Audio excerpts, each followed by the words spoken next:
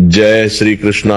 आज की प्रवचन में हम सभी जानेंगे कि किस पाप के कारण मनुष्य का घर हमेशा दुखों से भरा रहता है और उस घर में कभी धन की देवी माता लक्ष्मी का वास नहीं होता है। आज एक बार की बात है जब त्रेता युग और द्वापर युग के संधिकाल का समय था।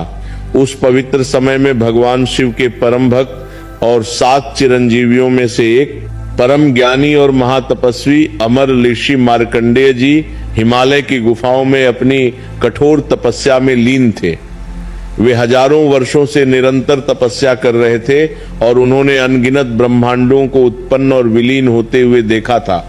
उनका तप इतना तीव्र और शक्तिशाली था कि देवता भी उनके तप से भयभीत रहते थे। उन्होंने अपने जीवन में अनेक प्रलय देखे थे और संपूर्ण सृष्टि के रहस्यों को जाना था। एक दिन जब महर्षि मार्कंडेय अपनी गहरी समाधि से उठे, अपनी दिव्य तपस्या से जागृत हुए, तो उन्होंने अपने योग बल से, अपनी दिव्य दृष्टि से संपूर्ण धरती लोक को देखा। उन्होंने अपनी तीसरी आंख से समस्त मृत्यु लोक का अवलोकन किया। उन्होंने देखा कि धरती पर रहने वाले मनुष्यों में बहुत बड़ा अंतर था। एक विचित्र और आश्चर्यजनक विषमता थी। कुछ लोगों के घर अत्यंत समृद्ध, सुंदर और सुखी थे। उन घरों में धन धान्य की कोई कमी नहीं थी।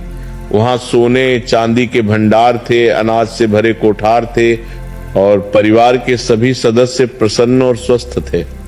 उन घरों में हर प्रकार की खुशहाली का वास था। बच्चों की हंसी गूंजती थी, स्त्रियां मंगल गीत गाती थीं और पुरुष संतुष्ट होकर अपने कार्य करते थे। परंतु दूसरी ओर उसी धरती पर कुछ अन्य लोगों के घर में भयंकर गरीबी, असहनीय दुख, निरंतर कलह और अशांति का वातावरण था। वे लोग दिन और रात कठोर परिश्रम करते थे। सूरज निकलने से पहले उठ जाते थे और सूरज डूबने के बाद तक काम करते थे। फिर भी उनके घर में धन नहीं टिकता था। जो थोड़ा बहुत धन आता था वह किसी न किसी विपत्ति में खर्च हो जाता था। कभी परिवार में कोई बीमार पड़ जाता, कभी फसल नष्ट हो जाती, कभी चोरी हो जाती।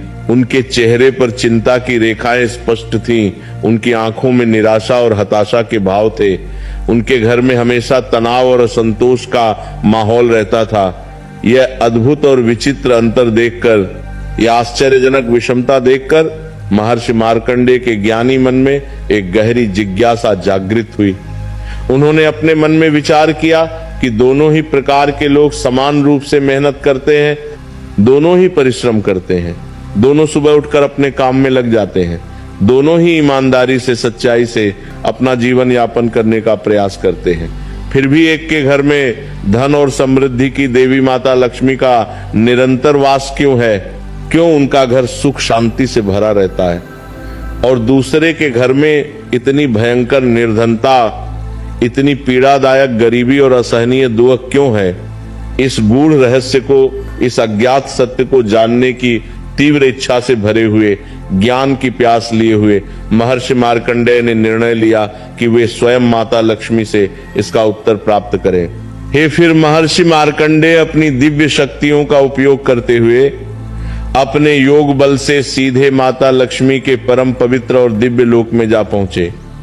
वह लोक क्षीर सागर के समीप स्थित था, जहां भगवान विष्णु शेषनाग की शैया पर विराजमान रहते हैं।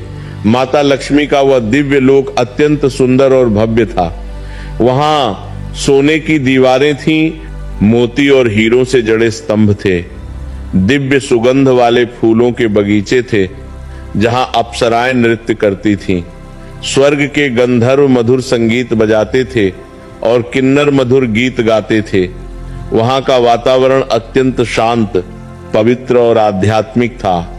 क्षीर सागर के पास माता लक्ष्मी के उस परम सुंदर और दिव्य लोक में पहुंचकर महर्षि मार्कंडेय ने सबसे पहले अपने हाथ जोड़े और अत्यंत विनम्रता और भक्ति से, पूर्ण श्रद्धा और समर्पण के भाव से माता लक्ष्मी को साष्टांग प्रणाम किया। उन्होंने माथा टेककर कहा, हे जगत जननी, हे समस्त ब्रह्मांड की माता, हे धन धान्य और समृद्धि की परम देवी, हे कमलासना माता लक्ष्मी, हे भगवान विष्णु की अर्धांगिनी, हे जगत पालिनी, मैं आपके पवित्र चरणों में अत्यंत विनम्रता से नमन करता हूँ। आज मैं आपके दिव्य दरबार में आपके पवित्र समक्ष कुछ अत्यंत महत्वपूर्ण प्रश्नों के उत्तर जानने के एकमात्र उद्देश्य से उपस्थित हुआ हूँ। हे माता, आपसे बढ़कर इस संसार में कोई नहीं जो मेरे प्रश्नों का सही उत्तर दे सके। कृपया अपनी असीम दया और करुणा से मेरी इस जिज्ञासा को शांत करे, मेरी शंकाओं का समाधान करे। तब धन और समृद्धि की देवी माता लक्ष्मी, जो अपने भव्य और दिव्य सिंहासन पर विराजमान थी, जिनका तेज सूर्य के समान था, जिनकी आभा चंद्रमा के समान मनमोहक थी, उन्होंने अत्यंत मधुर, कोमल और दयालु स्वर में महर्षि मार्कंडेय से कहा, हे महर्षि मार्कंडेय, हे चिरंजीवी, हे महातपस्वी, हे शिव भक्त, हे ज्ञान के सागर, आपके समान ज्ञानी, तपस्वी और सिद्ध पुरुष का मेरे दरबार में पधारना मेरे लिए अत्यंत सौभाग्य और हर्ष की बात है। आप निसंकोच अपने मन की बात कहिए।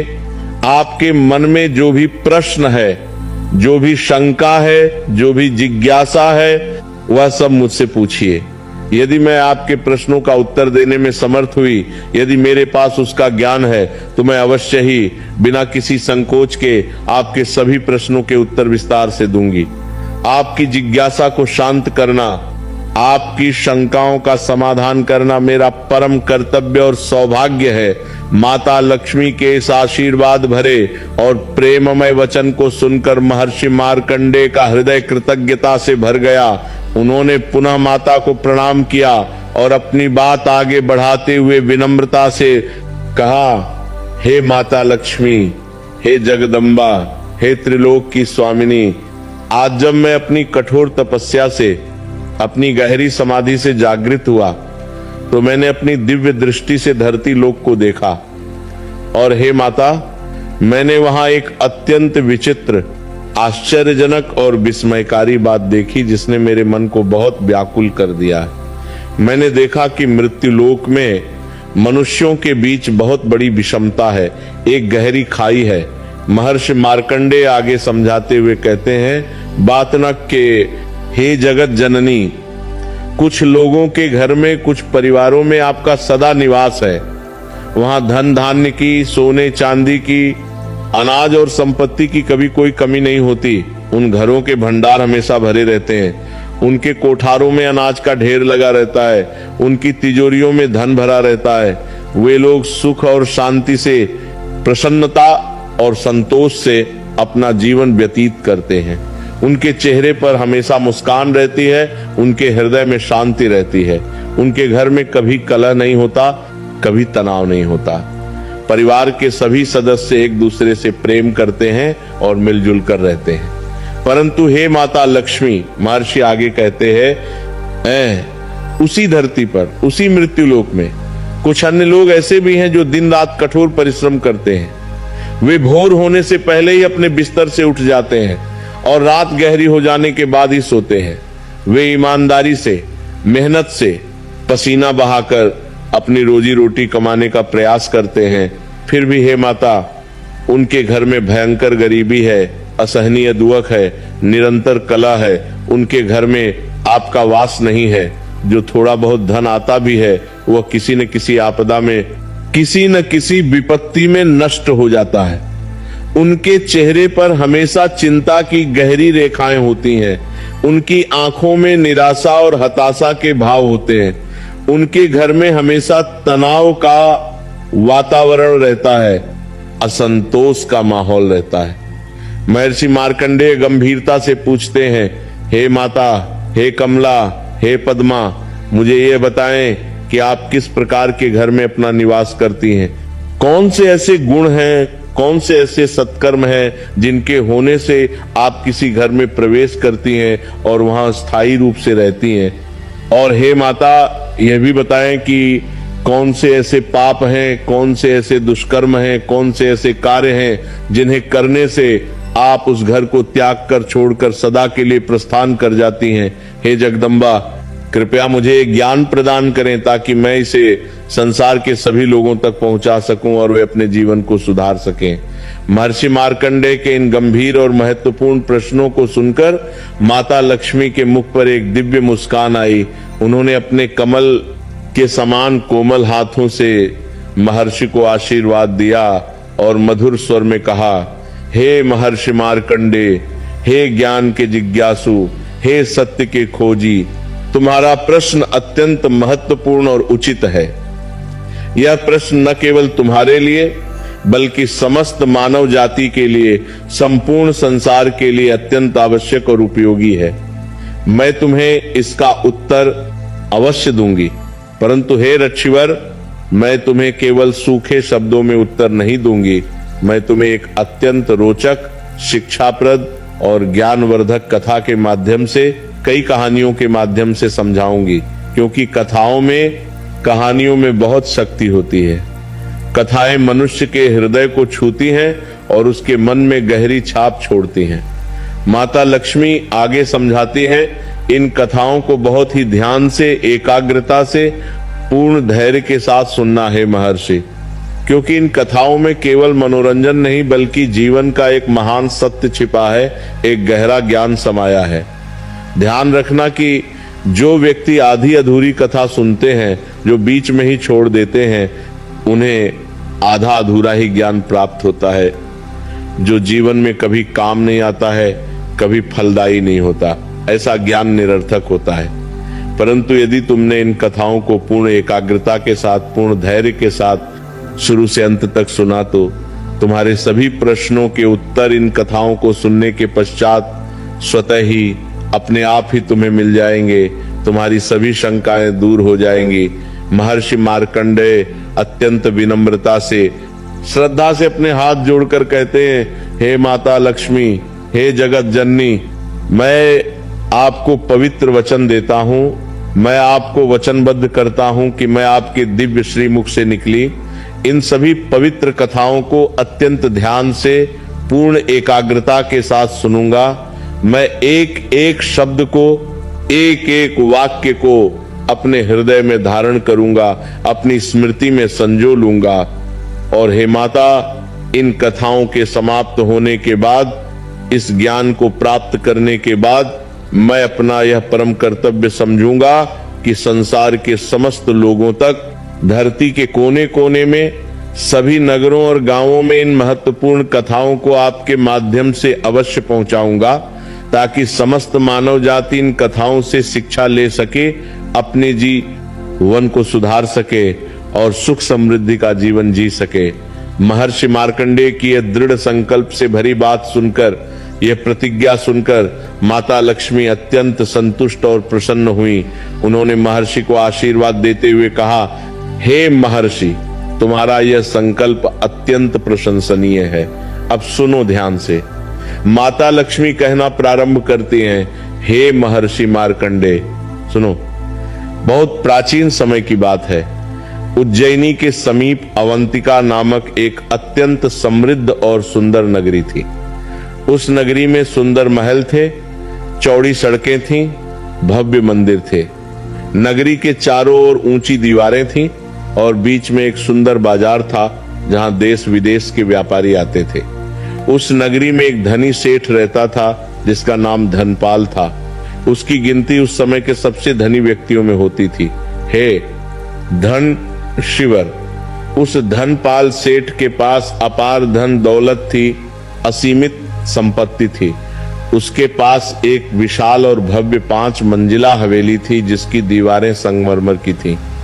हवेली के दरवाजे चंदन की लकड़ी के थे और उन पर सोने की नक्काशी थी। उसके घर में सोने चांदी के बर्तन थे, हीरे जवाहरात के भंडार थे। उसके पास सैकड़ों बीघा जमीन थी, अनेक गांव थे। उसकी तिजोरियों में इतना धन था कि गिनना मुश्किल था। माता लक्ष्मी आगे समझाती हैं, परंतु हे महर्षि, ये सारा धन और संपत्ति उसे अपनी मेहनत से नहीं मिली थी। ये सब कुछ उसे विरासत में मिला था, उसके पूर्वजों से मिला था। उसके पिता, जिनका नाम शुभदत्त था, वे एक अत्यंत परिश्रमी, ईमानदार और दयालु व्यापारी थे। उन्होंने अपने जीवन भर कठोर परिश्रम किया था ईमानदारी से व्यापार किया था। वे सुबह 4 बजे उठ जाते थे और रात 10 बजे तक काम करते थे। उन्होंने कभी किसी को धोखा नहीं दिया, कभी गलत तरीके से धन नहीं कमाया। उन्होंने अपने परिश्रम से, अपने सत्कर्मों से, अपनी ईमानदारी से यह विशाल संपत्ति अर्जित की थी, एकत्र की थी। और हे ऋषिवर, माता लक्ष्मी आगे कहती हैं, शुभदत्त जी न केवल परिश्रमी थे बल्कि बहुत दयालु और उदार भी थे। वे गरीबों की सहायता करते थे, अनाथों को आश्रय देते थे, भूखों को भोजन कराते थे। उन्होंने नगर में अनेक धर्मशालाएं बनवाई थी, कुएं खुदवाए थे, मंदिर बनवाए थे। वे नियमित रूप से दान देते थे। इसी कारण से मैं उनके घर में निवास करती थी। उनका घर धन धान्य से सदा भरा रहता था। माता लक्ष्मी की आवाज में दुख का भाव आता है, परंतु हे महर्षि, जब शुभदत्त जी की मृत्यु हुई और उनका पुत्र धनपाल सारी संपत्ति का मालिक बना, तब से सब कुछ बदलने लगा। धनपाल को ये विशाल धन दौलत बिना किसी मेहनत के, बिना किसी परिश्रम के मिल गई थी। उसने कभी गरीबी नहीं देखी थी, कभी संघर्ष नहीं किया था। जन्म से ही वह ऐसो आराम में पला बढ़ा था। इस कारण से हे सरशिवर, धनपाल के मन में अहंकार और घमंड घर कर गया। वह अत्यंत घमंडी और अहंकारी हो गया। उसे अपने धन का बहुत अभिमान था। वह सोचने लगा कि संसार में मुझसे बड़ा कोई नहीं है।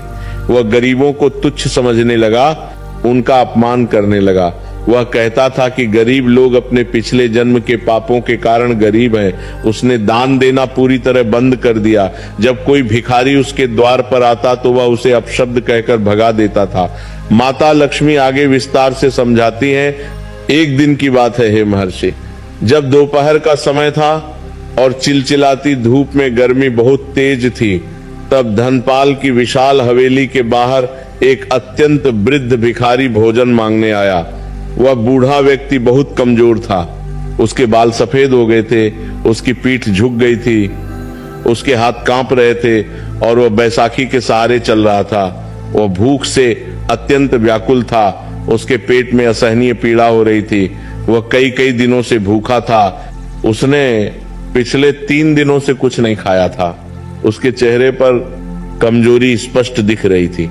वह वृद्ध भिखारी अत्यंत विनम्रता से हाथ जोड़कर कामपति आवाज में धनपाल से कहने लगा, हे सेठ जी, हे दयालु, हे कृपालु, मुझ पर दया कीजिए।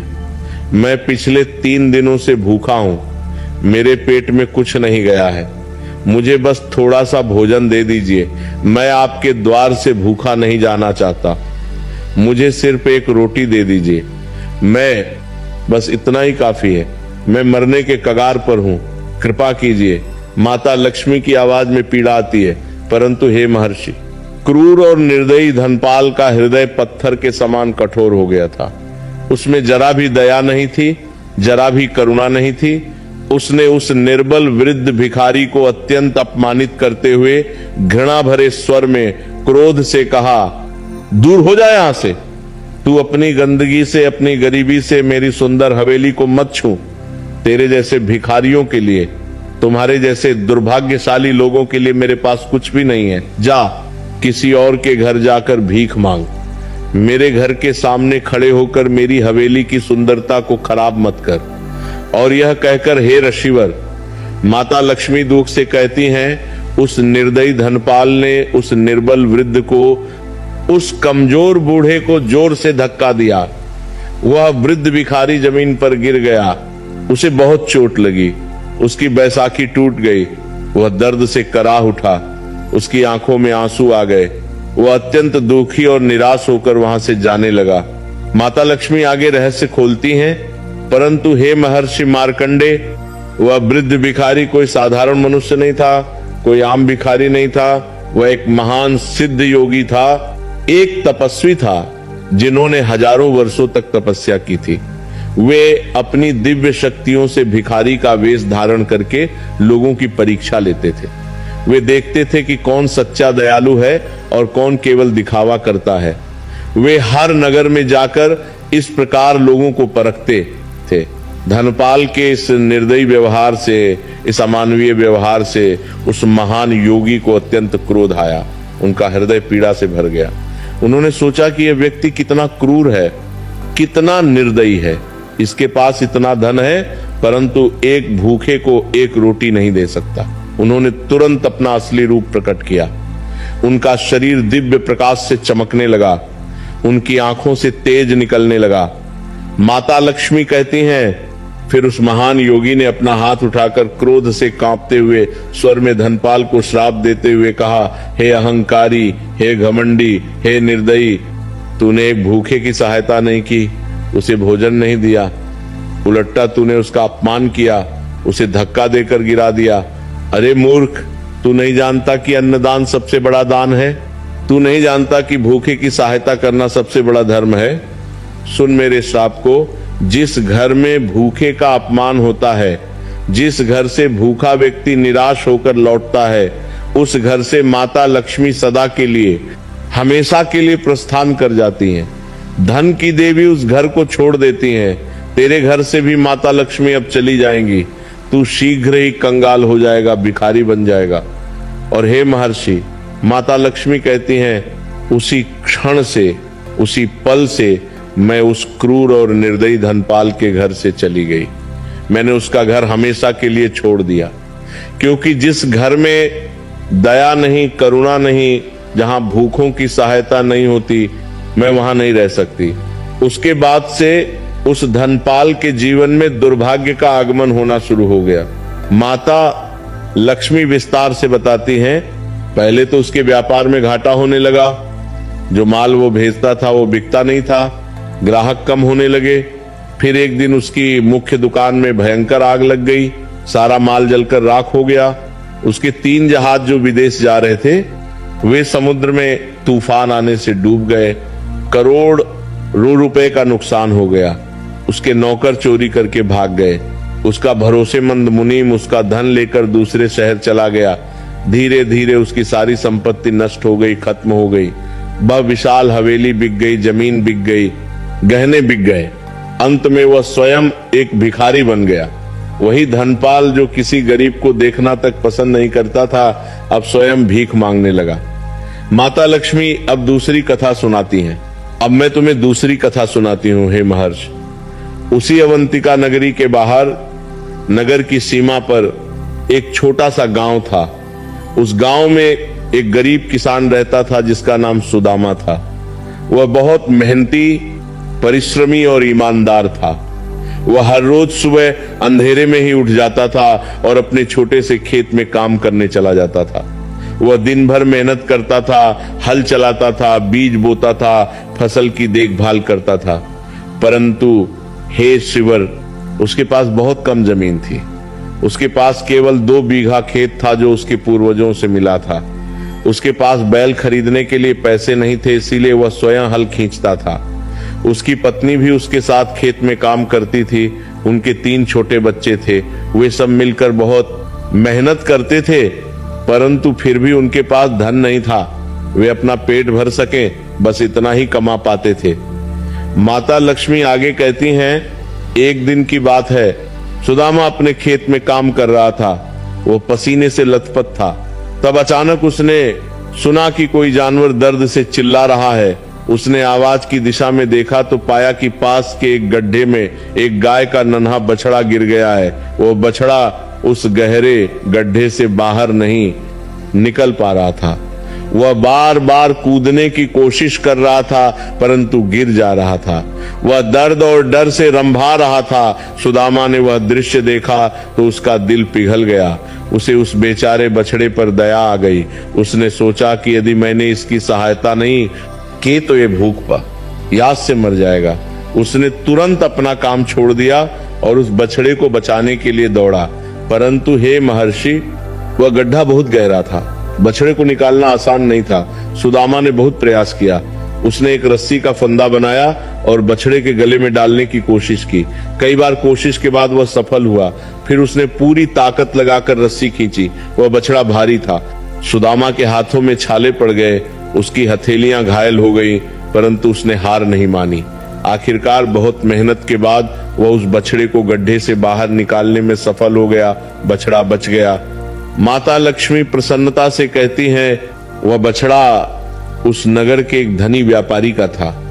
जब उस व्यापारी को पता चला कि उसका बछड़ा गड्ढे में गिर गया था और एक गरीब किसान ने उसे बचाया है, तो वह व्यापारी सुदामा के पास आया। उसने देखा कि सुदामा के हाथ घायल हैं, खून बह रहा है। व्यापारी बहुत प्रभावित हुआ। उसने कृतज्ञता से कहा, हे किसान, तुमने मेरे बछड़े की जान बचाई है।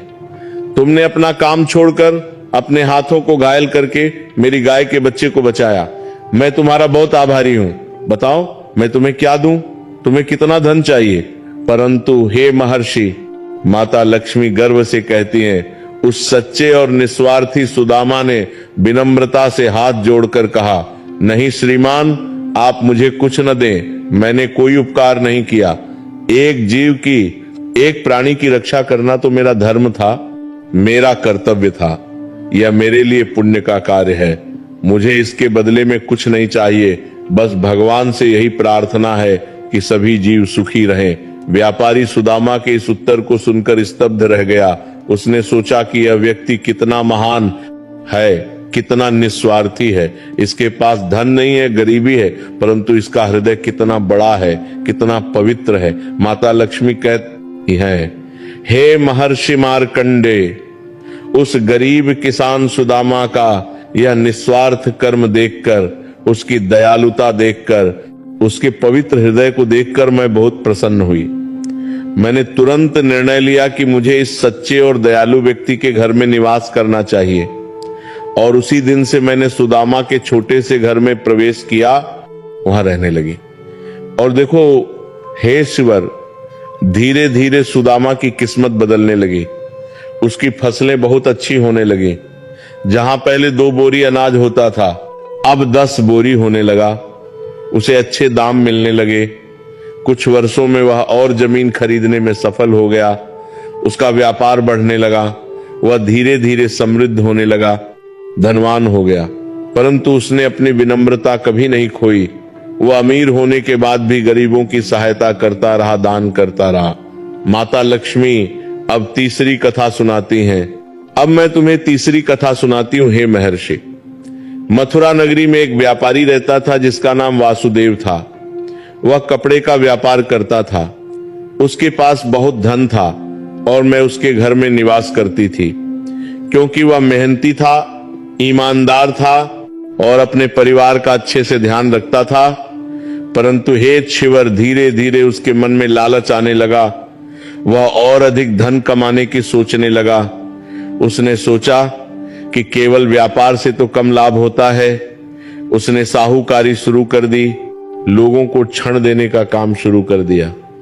परंतु वह बहुत अधिक ब्याज लेने लगा, अन्यायपूर्ण ब्याज लेने लगा। माता लक्ष्मी आगे दुहक से कहती हैं, एक दिन एक गरीब आदमी उसके पास शरण लेने आया। उस गरीब आदमी का नाम रामदास था। उसकी पत्नी गंभीर रूप से बीमार थी। उसे तुरंत इलाज की जरूरत थी, वरना उसकी जान खतरे में थी। परंतु रामदास के पास इलाज कराने के लिए पैसे नहीं थे। उसने अपना सब कुछ बेच दिया था। अब उसके पास कोई विकल्प नहीं था। रामदास आंसू बहाते हुए वासुदेव के पास आया और विनती करने लगा, हे सेठ जी, कृपया मुझे कुछ धन उधार दे दीजिए। मेरी पत्नी बहुत बीमार है। यदि मैं उसका इलाज नहीं करवाऊंगा तो वह मर जाएगी। मैं आपको जल्दी से जल्दी पैसे लौटा दूंगा, मेहरबानी कीजिए। तो उस लालची वासुदेव ने कहा, ठीक है, मैं तुम्हें पैसे दूंगा, परंतु तुम्हें मुझे हर महीने 50% ब्याज देना होगा। रामदास घबरा गया। ये तो बहुत ज्यादा ब्याज था, अन्यायपूर्ण था, परंतु उसके पास कोई चारा नहीं था। उसे अपनी पत्नी की जान बचानी थी। उसने वह शर्त मान ली। माता लक्ष्मी क्रोध से कहती हैं, रामदास ने अपनी पत्नी का इलाज करवाया, उसकी पत्नी ठीक हो गई। परंतु हे महर्षि, जब समय आया पैसे लौटाने का, तो गरीब रामदास समय पर धन नहीं लौटा पाया, क्योंकि ब्याज इतना ज्यादा था कि मूलधन से भी ज्यादा हो गया था। तब क्रूर और निर्दयी वासुदेव ने अपने गुंडों को लेकर रामदास के घर पर धावा बोल दिया। वासुदेव ने रामदास के घर का सारा सामान उठाए लिया, उसके बर्तन, उसके कपड़े, उसका अनाज, सब कुछ। फिर उसने रामदास की पत्नी को, जो अभी भी कमजोर थी, गालियां दी। उसने कहा, तुम्हारे जैसे लोग कर्जा लेकर चुकाते नहीं हैं, तुम लोग धोखेबाज हो, बेईमान हो। वह बीमार स्त्री रोने लगी, विनती करने लगी, परंतु वासुदेव ने कोई दया नहीं दिखाई। माता लक्ष्मी कहती हैं, हे महर्षि, जिस घर में किसी स्त्री का अपमान होता है, जहां किसी माता या बहन को अपशब्द कहे जाते हैं, जहां स्त्रियों के साथ दुर्व्यवहार होता है, मैं उस घर में एक पल भी नहीं रहती, क्योंकि स्त्री तो घर की लक्ष्मी होती है। स्त्री का अपमान मेरा अपमान है। मैंने तुरंत वासुदेव का घर छोड़ दिया, हमेशा के लिए प्रस्थान कर दी। और फिर हे ऋषिवर, वासुदेव के जीवन में दुर्भाग्य आना शुरू हो गया। उसका व्यापार ठप हो गया, घाटा होने लगा, उसके गोदाम में चोरी हो गई, उसका हे परिवार में कलह होने लगी। धीरे धीरे वह कंगाल हो गया। माता लक्ष्मी अंतिम कथा सुनाती हैं। अब मैं तुम्हें चौथी और अंतिम घटना सुनाती हूं। हे महर्षि, पवित्र काशी नगरी में गंगा के तट पर एक विद्वान पंडित रहते थे। उनका नाम वेद शर्मा था। वे बहुत विद्वान थे, चारों वेदों के ज्ञाता थे। उन्होंने संस्कृत, ज्योतिष और धर्म शास्त्र का गहन अध्ययन किया था। लोग दूर दूर से उनसे शिक्षा लेने आते थे। उनके घर में मेरा निवास था, क्योंकि वे ज्ञानी थे, धार्मिक थे और नियमित रूप से पूजा पाठ करते थे। उनके वृद्ध माता पिता भी उनके साथ रहते थे। पहले तो वेद शर्मा अपने माता पिता की बहुत सेवा करते थे, उनका बहुत ध्यान रखते थे। माता लक्ष्मी दुख से कहती हैं, परंतु जैसे जैसे उनकी प्रसिद्धि बढ़ने लगी, उन्हें अपने ज्ञान पर घमंड होने लगा। वे सोचने लगे कि मैं बहुत विद्वान हूं, मुझे सब कुछ पता है। एक दिन उनके वृद्ध पिता ने कुछ सलाह दी। उन्होंने कहा कि बेटा, तुम बहुत घमंडी हो रहे हो, विनम्रता मत खोना। यह सुनकर वेद शर्मा को क्रोध आ गया। उन्होंने अपने पिता से कहा, आप बूढ़े हो गए हैं, आपको अब कुछ नहीं आता, आप पुराने जमाने के विचार रखते हैं, मुझे मत सिखाइए। उनकी बूढ़ी माता यह सुनकर रोने लगी। वे बहुत दुखी हुई। फिर एक दिन वेद शर्मा ने अपने माता पिता से कहा, आप लोग मेरे लिए बोझ हो, आप मेरा समय बर्बाद करते हो, मुझे अपनी पढ़ाई पर ध्यान देना है। ये क्रूर शब्द सुनकर वृद्ध माता पिता का दिल टूट गया। माता लक्ष्मी कहती हैं, हे महर्षि, जिस घर में माता पिता का अनादर होता है, जहां बुजुर्गों की सेवा नहीं होती, जहां उन्हें बोझ समझा जाता है, मैं उस घर से तुरंत प्रस्थान कर जाती हूं। माता पिता तो साक्षात देवता हैं, उनका अपमान करना सबसे बड़ा पाप है। मैंने वेद शर्मा का घर उसी दिन छोड़ दिया और फिर हे शिवर, वेद शर्मा का पतन होना शुरू हो गया। उनके छात्र उनसे दूर जाने लगे, उनकी प्रसिद्धि खत्म हो गई, उनकी आय बंद हो गई और वे गरीबी में जीने लगे। माता लक्ष्मी अब गंभीरता से समझाते हुए कहती हैं, तो सुनो हे महर्षि मार्कंडे, मैंने तुम्हें ये 4 कथाएं सुनाई। अब मैं तुम्हें स्पष्ट रूप से बताती हूं कि मैं किस घर में निवास करती हूं और किस घर को छोड़ देती हूं। पहला और सबसे महत्वपूर्ण नियम है ऋषिवर, जिस घर में भूखे और असहाय लोगों का अपमान होता है, जहां जरूरतमंदों की सहायता नहीं की जाती, जहां गरीबों को तुच्छ समझा जाता है, जिस घर के दरवाजे से कोई भूखा व्यक्ति निराश और दुखी होकर लौटता है, मैं उस घर से सदा के लिए, हमेशा के लिए चली जाती हूं। मैं उस घर को पूरी तरह त्याग देती हूं, क्योंकि हे महर्षि, अन्नदान सबसे बड़ा दान है। जो व्यक्ति भूखे को भोजन देता है, वह साक्षात भगवान की सेवा करता है। जो व्यक्ति दूसरों के दुख में सहायता नहीं करता, जो असहाय की मदद नहीं करता, वह मेरी कृपा का पात्र नहीं है। ऐसे व्यक्ति के पास चाहे कितना भी धन हो, मैं वहां नहीं रहती, क्योंकि धन का सही उपयोग दूसरों की सहायता करना है, समाज की सेवा करना है। माता लक्ष्मी आगे समझाती हैं, दूसरा महत्वपूर्ण नियम है ऋषिवर, जिस घर में किसी भी स्त्री का अपमान होता है, जहां माताओं, बहनों और बेटियों को अपशब्द कहे जाते हैं, जहां उनका अनादर होता है, जहां उनके साथ दुर्व्यवहार किया जाता है, मैं उस घर में एक पल भी नहीं रहती। मैं तुरंत उस घर से प्रस्थान कर जाती हूं, क्योंकि हे महर्षि मार्कंडे, स्त्री तो घर की लक्ष्मी होती है, स्त्री घर का आधार है माता सृष्टि की जननी है, बहन प्रेम की प्रतीक है, पत्नी घर की धुरी है, बेटी घर का गौरव है। जिस घर में स्त्रियों का सम्मान होता है वहां देवता निवास करते हैं, और जिस घर में स्त्रियों का अनादर होता है वहां देवता भी नहीं रहते। स्त्री का अपमान करना मेरा अपमान करने के समान है, इसीलिए ऐसे घर से मैं तुरंत चली जाती हूं। माता लक्ष्मी तीसरा नियम बताती हैं। तीसरा और अंतिम नियम, हे महर्षि, जिस घर में माता पिता का अनादर होता है, जहां बुजुर्गों की सेवा नहीं होती, जहां वृद्ध माता पिता को बोझ समझा जाता है, जहां उनके साथ बुरा व्यवहार किया जाता है, जहां उनकी बात नहीं सुनी जाती, मैं उस घर से सदा के लिए प्रस्थान कर जाती हूं। क्योंकि हे ऋषिवर, माता पिता की सेवा से बड़ा कोई धर्म नहीं है। माता पिता साक्षात भगवान है। माता के चरणों में स्वर्ग है, पिता की आज्ञा में धर्म है। जिन्होंने हमें जन्म दिया, जिन्होंने हमें पाला पोसा, जिन्होंने अपना सब कुछ हमें दिया, उनका अपमान करना सबसे बड़ा पाप है। जो संतान अपने माता पिता की सेवा नहीं करती, उसे मेरा आशीर्वाद कभी नहीं मिलता। माता लक्ष्मी अब सकारात्मक पक्ष समझाती हैं। और हे महर्षि, अब सुनो कि मैं किस घर में प्रसन्नता से निवास करती हूं। जिस घर में ये 3 पाप नहीं होते, जहां लोग दयालु हैं, करुणामय हैं, जहां भूखों को भोजन दिया जाता है, जहां गरीबों की सहायता की जाती है, जहां स्त्रियों का सम्मान होता है, जहां माता पिता की सेवा होती है, मैं उस घर में सदा निवास करती हूं। ऐसे घर में कभी धन की कमी नहीं होती। वहां हमेशा सुख, शांति और समृद्धि रहती है।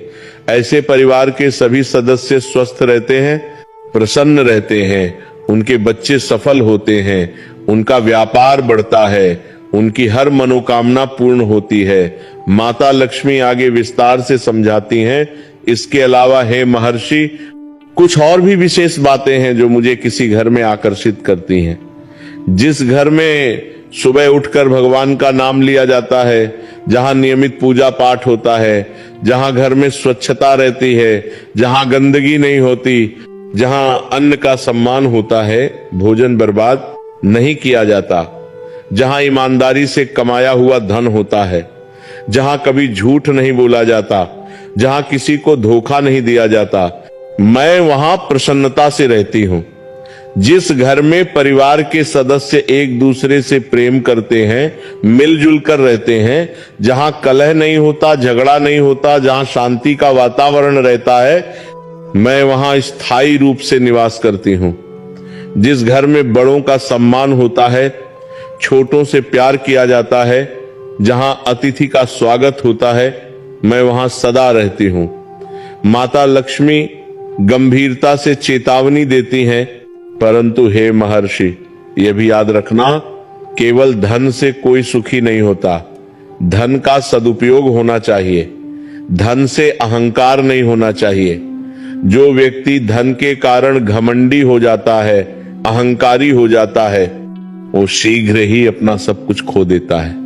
धन आता है और चला जाता है, परंतु सत्कर्म हमेशा साथ रहते हैं।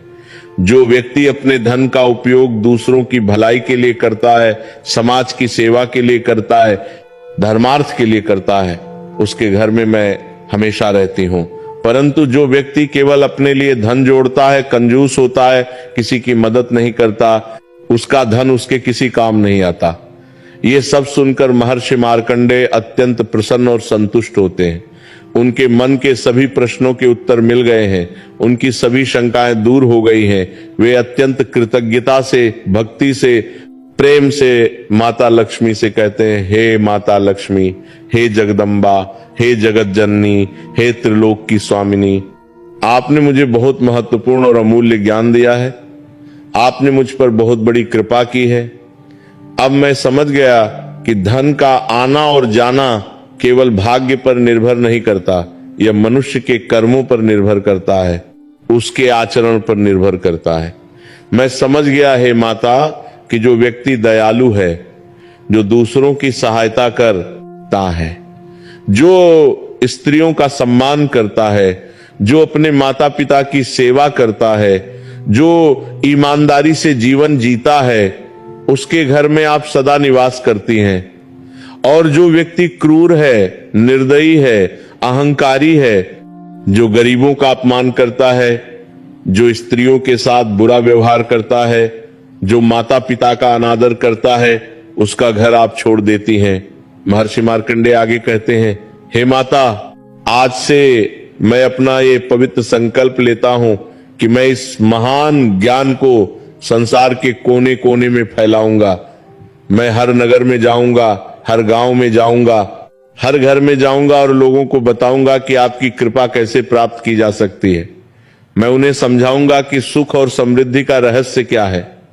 मैं लोगों को बताऊंगा कि भूखों को भोजन दो, गरीबों की सहायता करो, स्त्रियों का सम्मान करो, माता पिता की सेवा करो।